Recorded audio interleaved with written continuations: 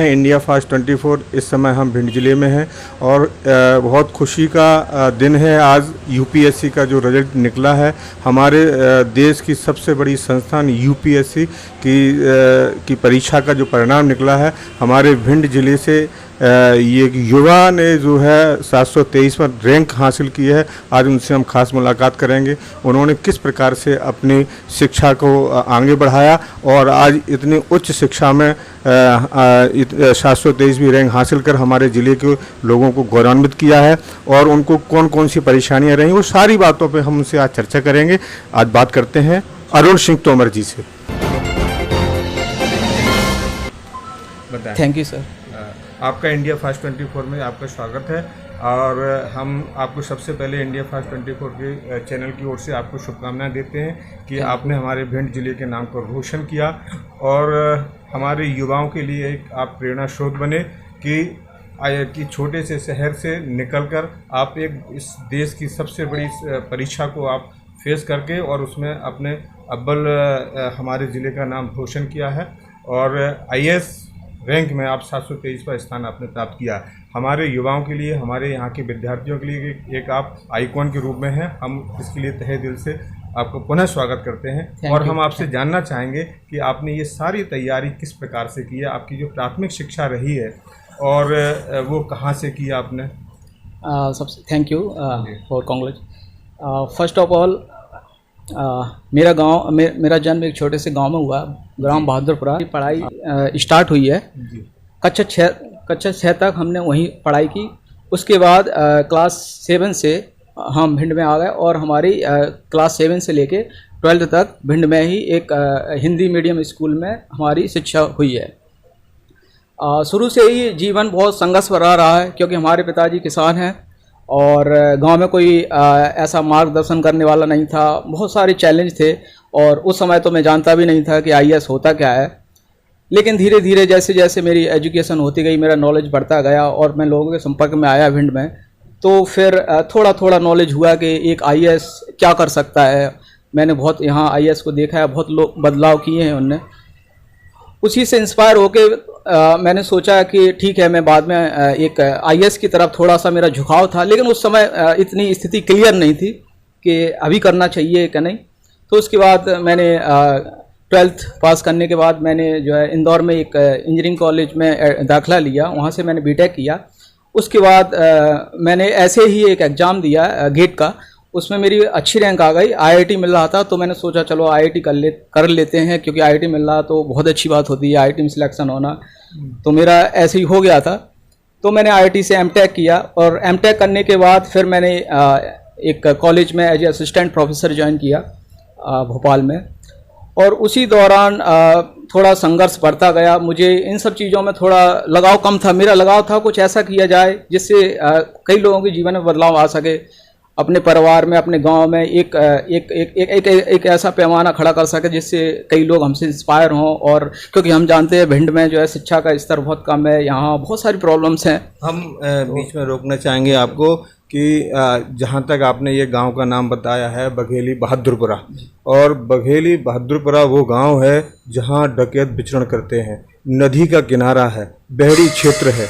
ऐसी जगह में आपकी परवरिश हुई है और ऐसी परवरिश में आप कैसे सोच पाए कि हमें आगे बढ़ना है, पढ़ना है? ये विचार कहाँ से आए आपके पास? जी,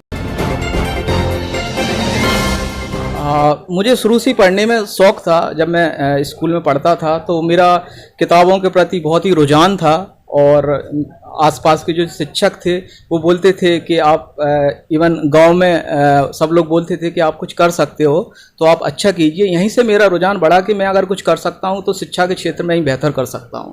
इसलिए मैंने इस फील्ड में डिसाइड किया कि शिक्षा के क्षेत्र में कुछ एक ऐसा पैमाना किया जाए जो एक बहुत लोगों को मोटिवेट करे। तो इसी को इंस्पायर होते हुए बाकी सभी लोगों ने हमें इंस्पायर किया, हमारे घर में सब लोगों ने इंस्पायर किया, सपोर्ट किया कि तुम कर सकते हो, कुछ भी कर सकते हो। हमारे गांव में लोगों ने सबने सपोर्ट किया। तो इन सब के मार्गदर्शन से, इन सब के इंस्पिरेशन से हम इस दिशा में जो, जैसा कि आपने बताया कि आपकी जो 12th क्लास तक 10+2 की जो शिक्षा रही है वो भिंड जिले की रही है और हिंदी मीडियम में आपने पढ़ी है। तो कहीं ना कहीं हिंदी मीडियम का स्टूडेंट जो है इंग्लिश मीडियम में जो आपने इंजीनियरिंग की है, जैसा कि आपने बताया है, वो मेरी जानकारी के अनुसार वो इंग्लिश मीडियम से आपने की होगी, तो निश्चित तौर पे कहीं ना कहीं अंग्रेजी आपको कहीं बाधा। जी 12th तक मेरी पढ़ाई हिंदी मीडियम से हुई है। जब मैं इंजीनियरिंग करने गया तो वहाँ पे सारी पढ़ाई इंग्लिश में होती है, तो शुरू में 1-2 साल तक बहुत समस्याएं हुई, लेकिन मैं किसी भी समस्या को समस्या की तरह नहीं लेता, मैं हर चीज़ को एक चैलेंज की तरह लेता हूँ। तो ठीक है, समस्या हुई, मैंने मेहनत किया, उन पे काम किया, इंग्लिश पर धीरे धीरे सब चीज़ों को सीखा, दोस्तों से कांटेक्ट किया कि कैसे इंग्लिश इंप्रूव कर सकते हैं, और ख़ास करके ये इंग्लिश में अपना एक इंटरेस्ट क्रिएट किया कि कैसे इसको कर सकते हैं। तो धीरे धीरे ये सब चीज़ें हुई, तो इंग्लिश जो हमारी शुरू में वीकनेस थी वो बाद में एक स्ट्रेंथ उभर के आई। यानी हमारे यहाँ के जो युवा हैं, जो छात्र हैं, वो चूँकि यहाँ ग्रामीण परिवेश का माहौल है और इंग्लिश मीडियम की जो पद्धति है वो बहुत पुरानी अपने भिंड में नहीं है। पहले से जो है हिंदी मीडियम में ही बच्चे पढ़ते थे और आज भी कई बच्चे जो हैं हिंदी मीडियम से पढ़ रहे हैं, उनके लिए आप क्या कहना चाहेंगे, किस प्रकार से वो अपनी शिक्षा मेरे हिसाब से इंग्लिश और हिंदी में इतना ज़्यादा डिफरेंस नहीं है। अगर आप चाहें तो हिंदी मीडियम से भी IAS बन सकते हैं, बहुत लोग बनते हैं, तो वो इशू नहीं है जहाँ तक है। लेकिन अगर आप हिंदी से इंग्लिश में जाना चाहें तो इतना टफ भी नहीं है, आप कर भी सकते हैं। लेकिन मेरे हिसाब से मैं नहीं मानता कि इंग्लिश और हिंदी में ऐसा कुछ ज़्यादा डिफरेंस है, आप कर सकते हैं हिंदी से भी और इंग्लिश से भी, कोई वो लैंग्वेज का इशू नहीं है। जो शिक्षा है वो आज के युग के अनुसार काफ़ी महंगी शिक्षा है और उस महंगी शिक्षा में मैं समझता हूं कि इस जो आर्थिक जो संकट कहीं ना कहीं आपको समझ में आया है इस प्रकार की शिक्षा में अर्थ की कितनी आवश्यकता है और जो गरीब बच्चे हैं वो किस प्रकार से पढ़ सकते हैं, कैसे पढ़ेंगे, वो क्या करेंगे, बताएं। जी मैंने खुद, अगर मेरे लाइफ में सबसे बड़ी स्ट्रगल रही है तो वो फाइनेंस की रही है, क्योंकि जब मैं कॉलेज पहुंचा तो फीस भरने के लिए पैसे नहीं थे। तो स्ट्रगल है, लेकिन मैंने कभी भी इस चीज़ को नेगेटिवली नहीं सोचा। मैंने जैसे भी हो सकता था फाइनेंस, जैसे मैंने अपने परिवार से मदद ली, अपने दोस्तों से मदद ली, और जैसे भी कोचिंग ट्यूशन पढ़ाया मैंने वहाँ पे। तो ऐसे करके, हालांकि ये एक इशू है कि अगर गरीब परिवार से लोग आते हैं तो प्रॉब्लम होती है, लेकिन जहाँ तक है सरकार ने बहुत सारी स्कीम योजना बनाई हैं, उनके तहत बहुत सारे बेनिफिट मिलते हैं। तो कहीं ना कहीं इस चीज़ को लेके जो गरीब लोग हैं उनको डिमोटिवेट नहीं होना चाहिए। आप अगर टैलेंटेड हो, आप में अगर हिम्मत है, तो ये चीज़ें आपके सामने ज़्यादा समय तक बाधा नहीं बन सकती। अच्छा, ये परिवार में आप जब आगे बढ़े शिक्षा के लिए, आप इंदौर की जो आपने शिक्षा ली है, B.Tech किया है, उसके बाद आपका रुड़की में M.Tech की आपने जो शिक्षा हासिल की है, और इस दौरान आपको IAS का विचार कैसे आया कि हमें, ये तो इंजीनियरिंग की लाइन थी, और कौन से सब्जेक्ट रखे आपने IAS?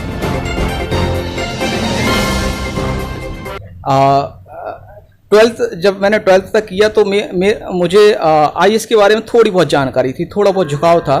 उस समय मुझे बहुत ज़्यादा पता नहीं था कि IAS करना है, क्या करना। तो उस समय जो हमारे दोस्त लोग कर रहे थे, क्योंकि मुझे मार्गदर्शन करने वाला कोई नहीं था, तो दोस्त लोगों ने कहा चलो इंजीनियरिंग करते हैं, तो हम इंजीनियरिंग करने चले गए। फिर मेरी गेट में अच्छी रैंक आ गई तो IIT मिल रहा था, तो IIT करने चले गए। लेकिन उसके बाद उस समय मैं समझ चुका था कि मेरा क्या डिसीजन होना है, क्योंकि उस समय इतनी नॉलेज नहीं थी। अब मुझे नॉलेज थी तो मैंने कहा कुछ अलग करते हैं, इसलिए मैंने डिसीजन लिया कि एक IAS बन के बहुत सारे लोगों के जीवन में बदलाव ला सकते हैं, इसलिए करना चाहिए। तो वहाँ पे मैंने, अच्छा, इंजीनियरिंग में जो सब्जेक्ट रहते हैं वो मैथमेटिक्स, फिजिक्स, केमिस्ट्री, ये साइंस के जो सब्जेक्ट हैं, और IAS में अपने जो सब्जेक्टों को चुना, वो कौन कौन से सब्जेक्ट रहे? जी, इंजीनियरिंग में नॉर्मली इंजीनियरिंग सब्जेक्ट रहते हैं। मेरा इंजीनियरिंग जो है इलेक्ट्रॉनिक्स एंड कम्युनिकेशन में था, उसमें बहुत सारे सब्जेक्ट रहते हैं, जैसे मैथमेटिक्स और ये। और चूँकि इसके अलावा मेरा क्या है, थोड़ा अध्यात्म से रिलेटेड इंटरेस्ट रहा है। तो जब मैंने IAS के लिए तैयारी स्टार्ट की तो मेरे माइंड में आया कि क्या सब्जेक्ट होना चाहिए ऑप्शनल। तो उस समय मैंने बहुत दोस्तों से बात की कि क्या होना चाहिए, तो उन्होंने कहा उस सब्जेक्ट को लो जिसमें आपको सबसे ज़्यादा इंटरेस्ट है। तो मुझे लगा स्पिरिचुअल फील्ड से रिलेटेड एक ऐसा सब्जेक्ट किया जिसे हम फिलॉसफी या दर्शन शास्त्र बोलते हैं, जिसमें हम सारे वेद और वेदांत, गीता सबका स्टडी करेंगे, बुद्धिज्म, जैनिज्म। तो इसलिए मैंने, उसमें मेरा इंटरेस्ट था तो मैंने चयन किया उसका सब्जेक्ट का। तो इंजीनियरिंग का कोई सब्जेक्ट रखा आपने? नहीं, इंजीनियरिंग का सब्जेक्ट मैंने नहीं लिया, क्योंकि इंजीनियरिंग मैं कर चुका था। तो मैं सोच रहा था कुछ नया किया जाए, कुछ नया पढ़ा जाए, कुछ नया नॉलेज लिया जाए, इसलिए मैंने दर्शन शास्त्र लिया और फिलॉसफी। इसके बाद जो आपने इंजीनियरिंग के सब्जेक्टों को छोड़ दिया, दर्शन शास्त्र और फिलोसफी आपने सब्जेक्ट को लिया और उसकी फिर तैयारी करने के लिए आपको एक नई आपको कोशिश करनी पड़ी होगी, नया एक संघर्ष करना पड़ा होगा, वो आपने किस प्रकार से तय किया? हाँ जी, संघर्ष था क्योंकि बहुत लोग ऐसे होते हैं जो फिलोसफी से ग्रेजुएशन करके आए हैं, तो यहाँ पे मैंने इंजीनियरिंग किया है, मेरा कोई नॉलेज नहीं है इस फील्ड में, तो ओबियसली जो है एक टफ कंपटीशन था। लेकिन मैं जानता था कि अगर इंटरेस्ट है तो आप कुछ भी कर सकते हैं, तो इसलिए मेरा इंटरेस्ट था, तो इसलिए मैंने कहा ठीक है करते हैं इसको और कर लेंगे। आप हमारे भिंड जिले के युवाओं के लिए आप क्या संदेश देना चाहेंगे कि जो आज बच्चे जो पढ़ रहे हैं, 12th क्लास कर रहे हैं यहाँ से, लेकिन बच्चों में ये कई बार कोटा जाते हैं, इंदौर जाते हैं, दिल्ली जाते हैं पढ़ने के लिए, उनको आप क्या मार्गदर्शन देना चाहेंगे? सबसे पहले तो मैं यही मार्गदर्शन देना चाहूँगा कि अपना एक जीवन का लक्ष्य डिसाइड करिए कि आपके जीवन का लक्ष्य क्या है, क्या एक्चुअली करना चाहते हो आप। और दूसरी बात ये है, कभी भी ये मत सोचना चाहिए कि मुझे ये बनना है, ये बनना है। मैं कहता हूँ कभी भी कुछ बनने के सपने मत देखो, अगर सपने देखने हैं तो कुछ करने के देखो, कुछ ऐसा करो जिससे लाखों करोड़ लोगों के जीवन बदलाव आए। इस लक्ष्य को लेकर अगर आप आगे बढ़ोगे तो डेफिनेटली आपके लिए कोई भी लक्ष्य बड़ा नहीं होगा। तो एक हिम्मत के साथ एक लक्ष्य डिसाइड करिए कि आपको करना क्या है एंड लग जाइए आप। बाकी सब चीज़ें जो समस्याएं हैं, जो चीज़ें हैं, वो आपको ज़्यादा समय तक रोक नहीं सकती अगर आप में करेज है तो। आप अपनी सफलता के पीछे किन लोगों का सहयोग मानते हैं?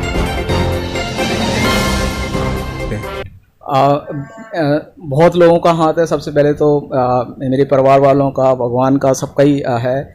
और ख़ासकर मेरे बड़े भाई का बहुत सपोर्ट रहा है। उस समय जब मैं स्ट्रगल कर रहा था तो बड़े भाई ने मॉरली, फाइनेंशियली हर तरह से मुझे सपोर्ट किया। और मेरे चाचा जी का बहुत इसमें योगदान रहा है, उनने हर समय मेरी मदद की है। तो सबका ही है, मेरे भाइयों का, सबका योगदान है बराबर।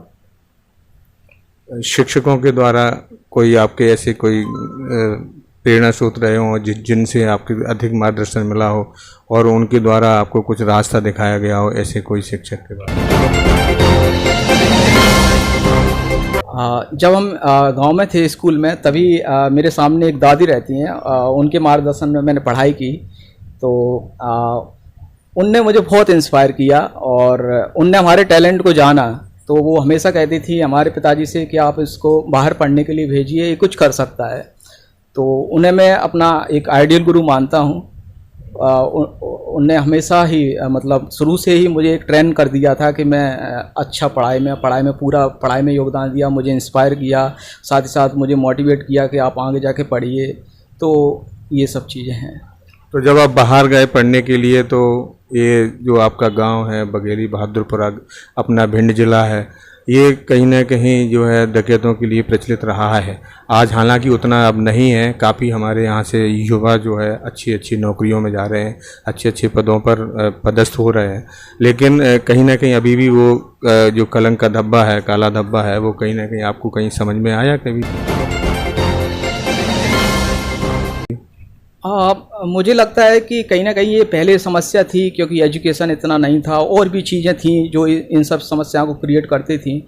लेकिन अभी इस समय बात की जाए तो मोर और लेस ये है कि इतनी ज़्यादा समस्या नहीं है, क्योंकि एजुकेशन लेवल बढ़ रहा है। साथ ही साथ लोगों के अंदर एक अवेयरनेस आ गई है कि ये फील्ड नहीं, जो लोग बागी ये सब चीज़ें हैं, ये नहीं होनी चाहिए। लोग पढ़ रहे हैं, हमारे भिंड के लोग बहुत बच्चे जो हैं बहुत अच्छा कर रहे हैं, कैसे सब जगह जा रहे हैं। तो ये सब चीज़ें इंस्पायर होकर जो नई जनरेशन आ रही है वो भी इंस्पायर हो रही है, और लोग इन सब चीज़ों से अब दूर हो रहे हैं और एक सही रास्ते पर जा रहे हैं। तो ये थे हमारे साथ अभी देश की बड़ी संस्थान से यूपीएससी में 723वां रैंक हासिल किया है और आईएएस की परीक्षा में उत्तीर्ण हुए हैं और हमारे भिंड जिले का नाम रोशन किया है।